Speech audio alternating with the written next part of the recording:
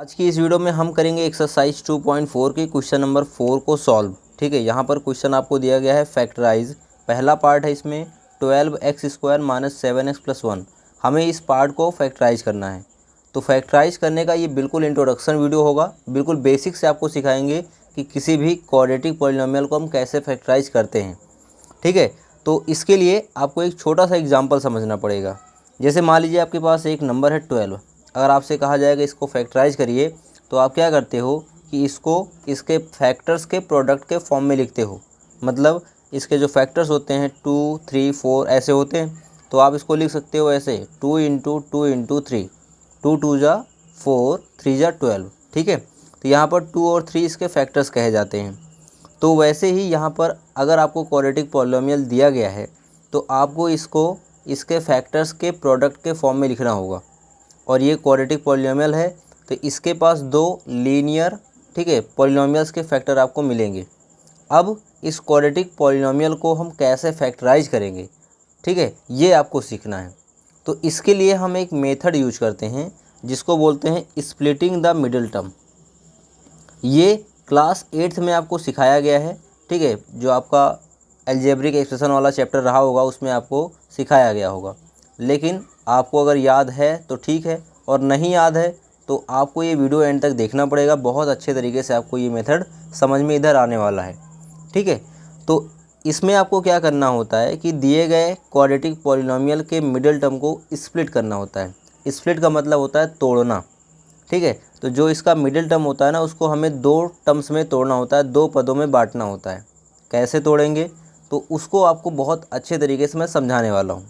तो यहाँ पर जो पॉलिनोमियल आपको दिया गया है, सबसे पहले उसको लेट कर लीजिए px के इक्वल। सो पहले पार्ट में इसको लेट करेंगे, let px equals to 12x² minus का 7x और प्लस का 1। ठीक है, अब इसके मिडिल टर्म को हमें स्प्लिट करना है, मतलब तोड़ना है। तो इसका मिडिल टर्म है 7x।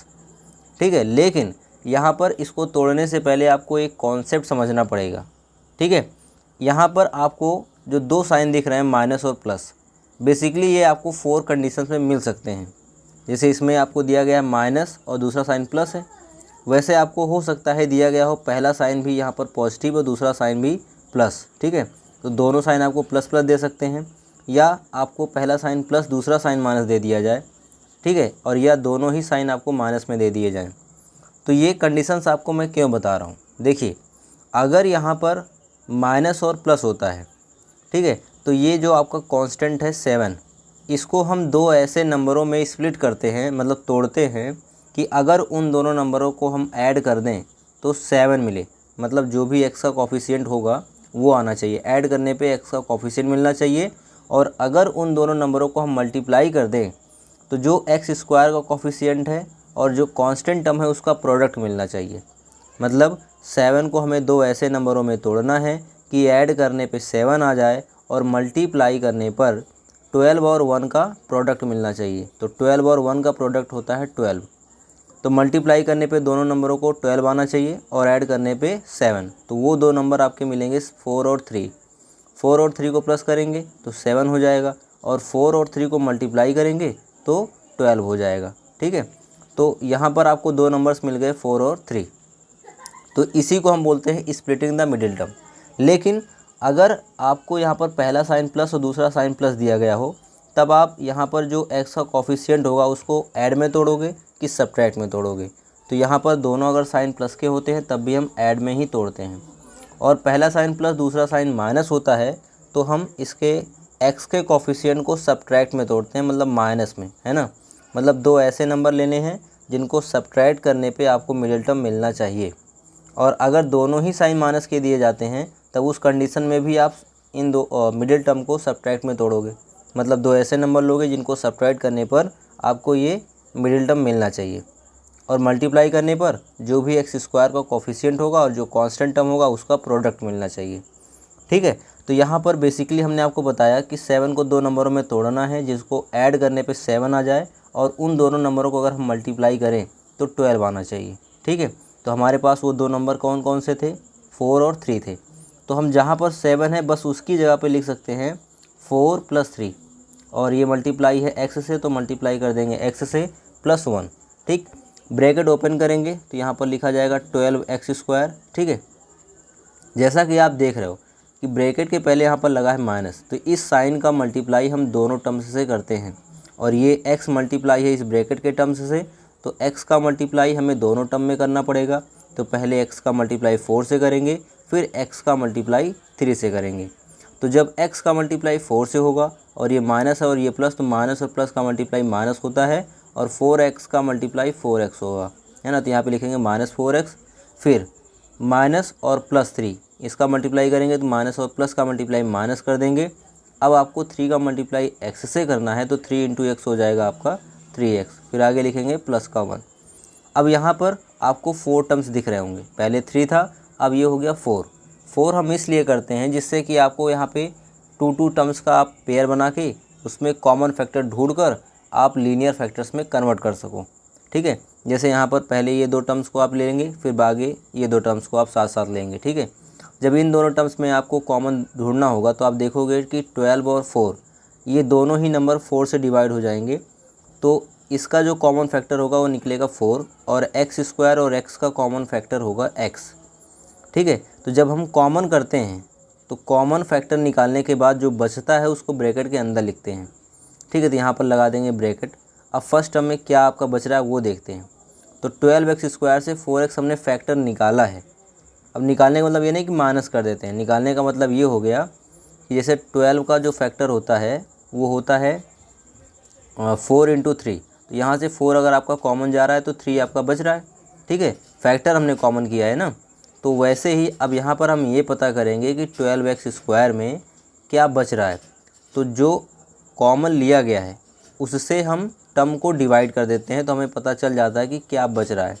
ठीक है, तो 12x² को डिवाइड कर देंगे 4x से, तो 4 3 या 12 हो गया, और x से x कैंसिल हो गया तो बच रहा है 3x। ठीक है, तो यहाँ पर लिखा जाएगा 3x। फिर यहाँ पर देखिए माइनस है और ये प्लस है, तो माइनस और प्लस का डिवीज़न माइनस होगा, यहाँ पर लिख देंगे माइनस, और 4x को 4x से डिवाइड करेंगे तो 1 आएगा। ठीक, आगे आपको दिख रहा है 2 टर्म्स, 3x माइनस में और 1 पॉजिटिव। ध्यान देना है यहाँ पर, अब आपको ऐसा कॉमन यहाँ पे चूज़ करना है जिससे कॉमन लेने के बाद आपको ब्रैकेट के अंदर जो मिले वो पहले ब्रैकेट के इक्वल हो। ठीक है, जैसे यहाँ पे पहला 3x प्लस में है और 1 माइनस में है, तो यहाँ पर भी ब्रैकेट में 3x और 1 माइनस में मिलना चाहिए। लेकिन आप देख रहे हो कि 3x और 1 यहाँ पे 2 टर्म्स हैं और इसमें कोई भी फैक्टर कॉमन नहीं है। ठीक है, लेकिन यहाँ पे पहला साइन माइनस का है तो इसको आपको प्लस में करना है ना, तो आप क्या करेंगे, माइनस कॉमन करेंगे। लेकिन सिर्फ माइनस कॉमन नहीं किया जाएगा, यहाँ इन दोनों टर्म्स से हम 1 को भी कॉमन करेंगे। तो -1 कॉमन करने के बाद आप देखिए क्या मिलता है ब्रैकेट में, तो -3x में से -1 कॉमन किया गया, तो minus minus cancel out, 3x को 1 से डिवाइड करेंगे तो आपका बचेगा 3x, और आगे आपका है +1, और +1 को माइनस से डिवाइड करेंगे तो माइनस हो जाएगा, 1 को 1 से डिवाइड करने पे 1 आएगा। अब 3x - 1 3x - 1 इन दोनों को हम कॉमन कर लेंगे दोनों टर्म से, क्योंकि दोनों में ये है। तो यहाँ पे 3x - 1 हमने कॉमन किया, तो आपको फर्स्ट टर्म में बचेगा 4x और सेकंड टर्म में बचेगा -1। इसको लिखेंगे ब्रैकेट में, तो 4x - 1। ये देख रहे हो आप, ये दोनों ही लीनियर पॉलिनॉमियल हैं। तो हमने एक क्वाड्रेटिक पॉलिनॉमियल को उसके 2 लीनियर पॉलिनॉमियल के फैक्टर के प्रोडक्ट में लिख दिया। ठीक है, तो इसी को हम बोलते हैं फैक्टराइजेशन। ये बिल्कुल बेसिक से है, इससे ज़्यादा बेसिक से आपको कोई बता भी नहीं सकता है। अगर अब ये समझ में नहीं आया तो कभी समझ में नहीं आएगा। ठीक है, तो ये हो गया फर्स्ट पार्ट का फैक्टराइजेशन। अब सेकेंड थोड़ा सा इजी है, क्योंकि दोनों साइन प्लस प्लस के हैं तो आप इजीली कर ले जाओगे। ठीक है, तो अब इसके मैं थर्ड पार्ट को मैं आपको बता देता हूँ। तो यहाँ पर आपको जो थर्ड पार्ट दिया गया है वो थोड़ा सा आपको देखना पड़ेगा। ठीक है, ये 2 आपको अगर पार्ट समझ में आ गए तो सारे पार्ट्स आप आराम से कर ले जाओगे। ठीक, तो यहाँ पर थर्ड पार्ट में जो पॉलिनॉमियल दिया गया उसको आप px मान लीजिए। तो दिया गया है आपको 6x² प्लस का 5x और माइनस का 6। जैसा कि यहाँ पर आप देख रहे हो कि पहला साइन प्लस है, दूसरा साइन माइनस है। तो पहला साइन प्लस, दूसरा साइन माइनस है, मतलब जो x का कॉफिशिएंट है 5, इसको हमें तोड़ना होगा, स्प्लिट करना होगा सब्ट्रैक्ट में। मतलब 2 ऐसे नंबर ढूंढिए जिनको सब्ट्रैक्ट करने पर 5 आ जाए, और अगर उन दोनों नंबर को मल्टीप्लाई करें तो x² का कॉफिशिएंट 6 और ये कांस्टेंट 6 इन दोनों का प्रोडक्ट मिलना चाहिए, समझा। तो 6 और 6 का प्रोडक्ट आ रहा है 36, तो 6 इंटू 6 आ रहा है 36।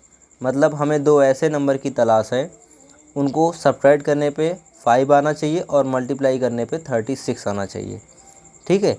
तो वो दो नंबर्स होंगे आपके 9 और 4, ठीक। तो यहाँ पर आप लिखोगे 6x² और 5 की जगह पे लिख दोगे 9 माइनस 4 इंटू एक्स माइनस 6।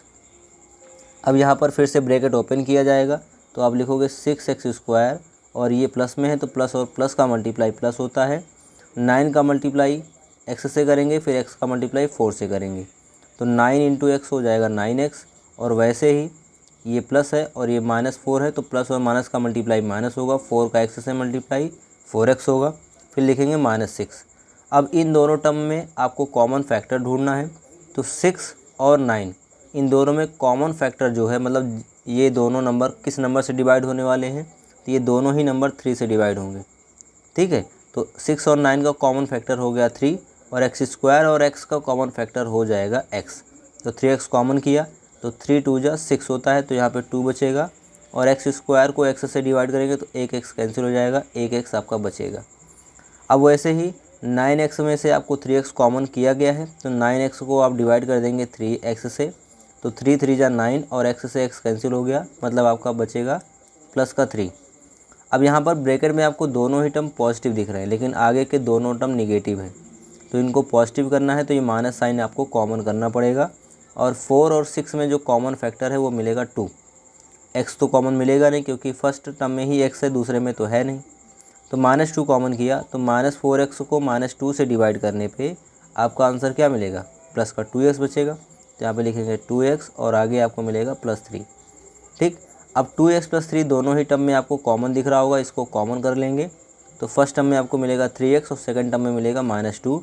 ये हो गया पार्ट थर्ड का फैक्टराइजेशन। तो ऐसे आप किसी भी क्वाड्रेटिक पॉलीनोमियल को फैक्टराइज कर ले जाओगे, ये मेरा विश्वास है। और अगर आपको ये वीडियो पसंद आ गया तो बिल्कुल लाइक करके ही जाइएगा, और चैनल अभी तक सब्सक्राइब नहीं किया तो प्लीज़ आज सब्सक्राइब करके बेल आइकन प्रेस कर दीजिए, जिससे ऐसे ही इंटरेस्टिंग और कॉन्सेप्चुअल वीडियो आपको मिलती रहें। तो मिलते हैं नेक्स्ट वीडियो में, तब तक के लिए बाय बाय, टेक केयर।